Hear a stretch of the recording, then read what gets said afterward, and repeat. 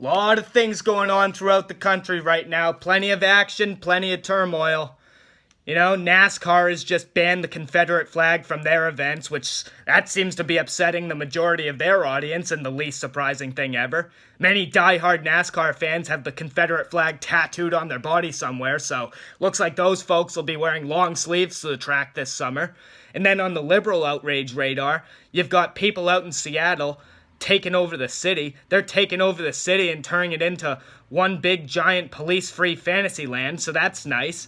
And that's it, you know?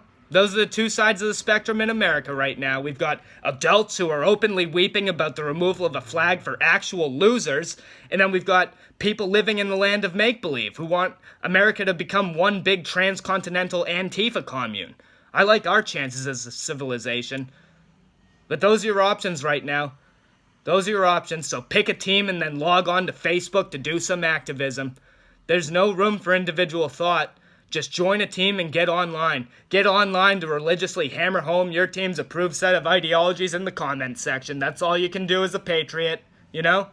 And you do so with blatant disregard for any and all facts that may be contrary to your argument. That's important. There's no time for critical thinking and looking at things from another angle. There's no time for objective examination of the issues. Fuck that. You're on Team Liberal or Team Conservative. It's Fox News or CNN, baby. It's either bomb the police stations and turn the country into one big coast-to-coast drum circle, or it's shoot the peaceful protesters in the face with rubber bullets, you know? Let's call in the Navy SEALs to scissor kick the 75-year-old demonstrator in the throat and watch him bleed out in the street.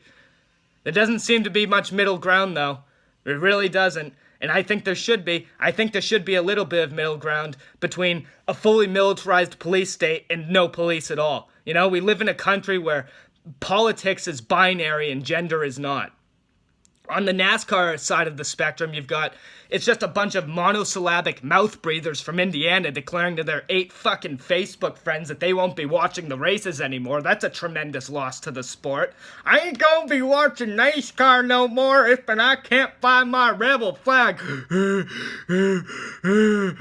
I can't believe NASCAR's got drivers taking a knee during my favorite fucking song, the national anthem.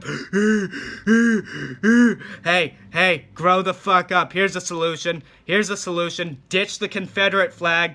Remove the Confederate flag and replace it with a great big white one. It's the flag of surrender, so it's basically the same fucking thing, you know? Fuck NASCAR. Watching NASCAR is about as stimulating as watching snow melt. Just round and round they go. You know, can't be much activity going on in the frontal lobe if you're spacing out watching that shit for a full afternoon. And that's one side of the population. Then on the polar opposite, on the other side, we've got the heroes out in Seattle. They're doing God's work. And they're attempting to create their own society by taking over entire precincts of the city. It's called CHAZ, which stands for Capitol Hill Autonomous Zone. It's an area where police are forbidden, the food is free, and there's a movie screening every night. Every night is movie night at the commune. And look, I'm all for these people starting their own self-policing society and becoming self-sufficient. That's great. Do the Waco thing. It's fantastic. Figure it out. Best of luck to you. But once you're in there, you're on your own. You're on your own. You got to figure it out on your own. No asking for outside help, and I think that's a fair compromise. But, you know, unfortunately, it seems like the cries for help are already coming in. They're already coming in. The CHAZ occupiers invited the homeless to take refuge inside their walls, and that backfired on them immediately. Immediately after the invite went out, hordes of roving homeless people came in and ransacked the food supply. Didn't see that one coming. The hobos decided to mobilize and loot the autonomous zone. And in fact, there's a real tweet from an occupant in there named Laura, and it's laugh out loud funny. It says, the homeless people we invited took away all the food at the Capitol Hill Autonomous Zone. We need more food to keep the area operational. Please, if possible, bring, and this is the best part, bring vegan meat substitutes, fruits, oats, soy products, etc., etc. Anything to help us eat. You know? It's fucking insane. And you look at Laura's profile too. She's got an excellent Twitter bio, and that's also some fantastic vocabulary. It says 18-year-old she/they lesbian/vegan anarchist. That's a mouthful right there. It goes on to say abolish whiteness, capitalism, and civilization. And that seems like a bit of a tall order, a tad bit extreme, but what can you do? What do I know? It's also worth mentioning that Laura is a white woman herself. She probably identifies as an eggplant or something, but a vegan anarchist, I mean, Jesus, how much more woke can you be? It seems a little oxymoronic, though, a vegan anarchist, emphasis on the moronic.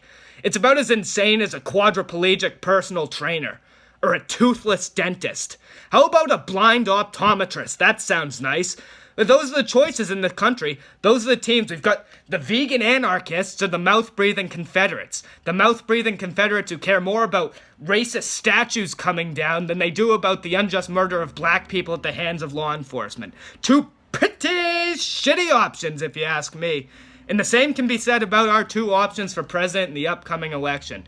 It's basically like we've got the presidential equivalent of a blind optometrist up against a toothless dentist, We've got Donald Trump, the big fat Oompa Loompa, who looks like a cross between an angry bullfrog and a demented orange Gungan, or we've got Joe Biden, whose brain is literally melting out of his ears right now. He doesn't know where he is at any point in the day, and he goes around sniffing children. So, I mean, this is what we have. There's not much hope, to be honest, and, sorry for being so glum, but that's all I have to say.